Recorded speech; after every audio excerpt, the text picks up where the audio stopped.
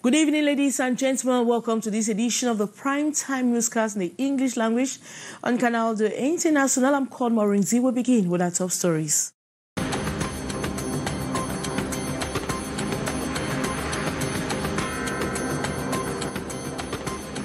A family has perished in an accident that occurred in Puma along the Douala-Yaoundé highway. The family was on board a private car that was heading to Douala. It was crushed by a truck transporting pallets of water. And the population of a Kondo Titi Indian division of the Southwest region have condemned atrocities perpetrated in that part of the country since the start of security crisis. They were speaking over the weekend in the Kondo Titi as they paid last tributes to Mayor Nanji Kenneth Eni and his three collaborators who perished in the recent Kondo Titi attack, which equally killed the divisional officer of that administrative unit.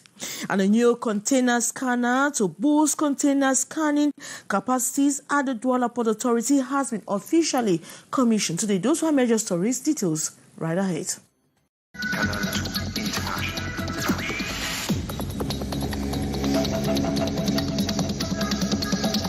Canal International.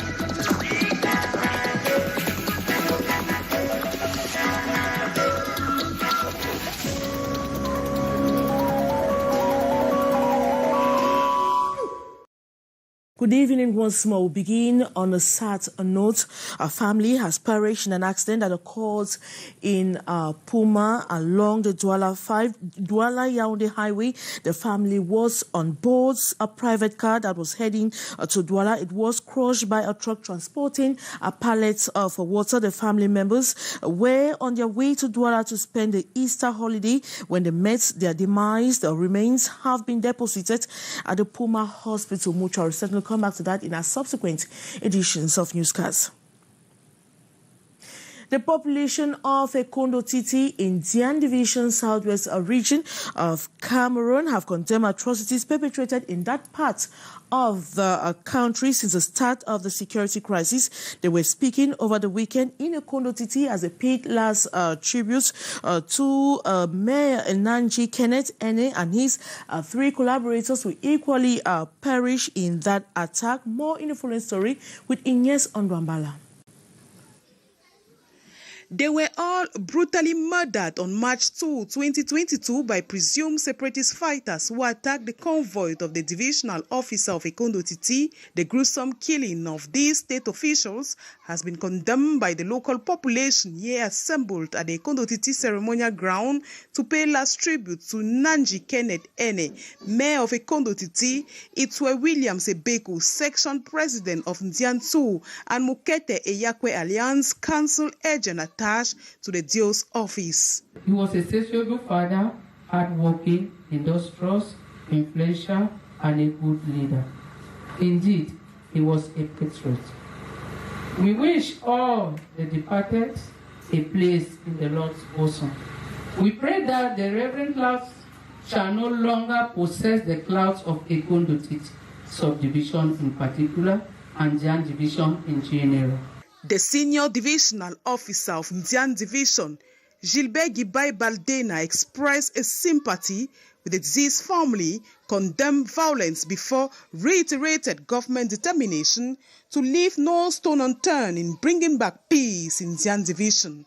His curse will not only fall on the head of the killers, but also on the head of several generations of them.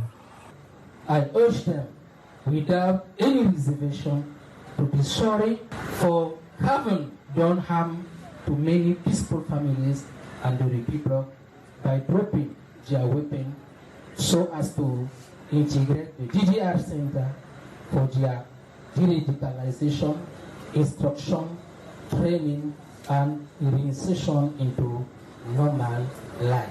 Gilbert Gibai Baldena seized this opportunity to call on those still in the bushes to lay down weapons and integrate the society. Administrative authorities, municipal, religious, and elite of Ndian Division say enough is enough. Atrocity must stop in Ndian Division. When they started the thing, they did not ask us. Secondly, they were moving in their name.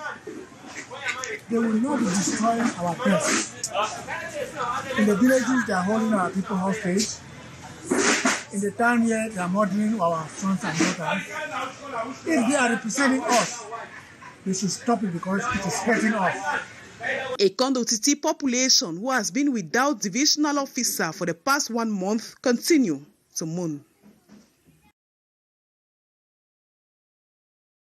40 defense and security personnel in the northwest region of Cameroon have ended a 3-week course on the detection of explosive devices that have become the main weapon of the enemy since last year. They have been told to use the knowledge to save their colleagues and themselves while on the field. More with our reporter, Regina Leketandak. Since 2021, there has been an upsurge in the planting of improvised explosive devices in the northwest region by separatist fighters. The military says it has detected and destroyed about 90% of them. The rest haven't caused the maiming or death of both civilians and military personnel, the latest being on April 2nd, 2022, along the road to Batibo. Dorénavant, les yeux de vos camarades lors des patrouilles et des différentes missions. Mettez en pratique les enseignements qui vous ont été dispensés. Au chef de corps, merci d'avoir mis à disposition vos hommes en dépit des multiples sollicitations. Faites-en un bon usage de cette nouvelle cuvée et ne sous-estimez pas leur capacité.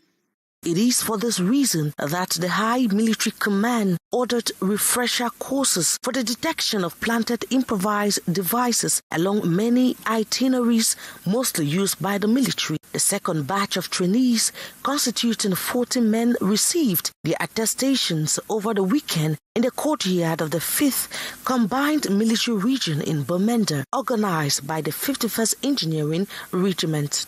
The reality and the truth is that though we got those good success and those good results on the ground, the threat, the IED threat is still a tremendous challenge to our units on the whole theater. And the aim is to train more and more troops to be able to counter the threat. The 24 soldiers, 6 gendarmes and 10 policemen have been told to use the knowledge acquired in the 3 weeks training to be the eyes and ears of their colleagues while on patrol missions. While carrying out this simulation exercise, the destruction of an explosive device caused a very loud noise that sent shock waves down the spines of residents of the predominantly administration neighborhood of Upstation. In the nearest of future lawyers and litigants who process judicial files without intermediaries in the court room, while the training of the personnel of the Supreme Court on the use of procedure software in Yaoundé deliberations chaired by the President of the Judicial Bench of the Supreme Court. More on the story with our reporter, Beatrice Ngamu. The long-awaited wish and desire gradually becoming part of the judicial professional habit. Move towards online judicial procedures by lawyers and litigants without going to the Supreme Court, no middleman. Henceforth, website user litigants or lawyers, we just have to access the website of the Supreme Court to see their file upon entry of the name of a party or the code of the said file. But this revolution goes with sacrifice, as one needs to assess what is available, that is, what has been introduced into the system. The training workshop on the use of DEB procedure software falls in this light. I therefore call upon your sense of devotion for an optimal use of this tool, which is essential for the modernization of the Supreme Court and particularly the judicial bench. This to make them more practical and familiar with the working tools, to give a new breath to the highest jurisdiction of the country. All my typing of reports and so on, they are done by clerks. which if I were doing them myself, I would be able to do it better. Even to search things, to have something printed, sometimes I look for something in the internet, I want to have it printed, I must call for somebody. So with this training, I'm sure that I will overcome those difficulties. The participants are councillors to the judicial bench, chief clerks, and heads of the said chamber. It will be extended later to the rest of the councillors and general council.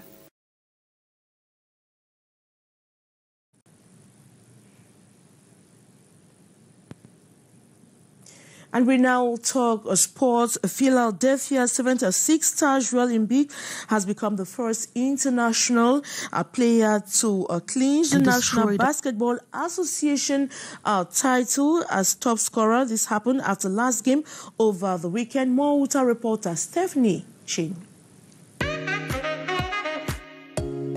Cameroonian-born Joel Embiid emerged as the 2021-2022 National Basket Association scoring champion over the weekend, beating the Milwaukee Bucks' Giannis by a small margin.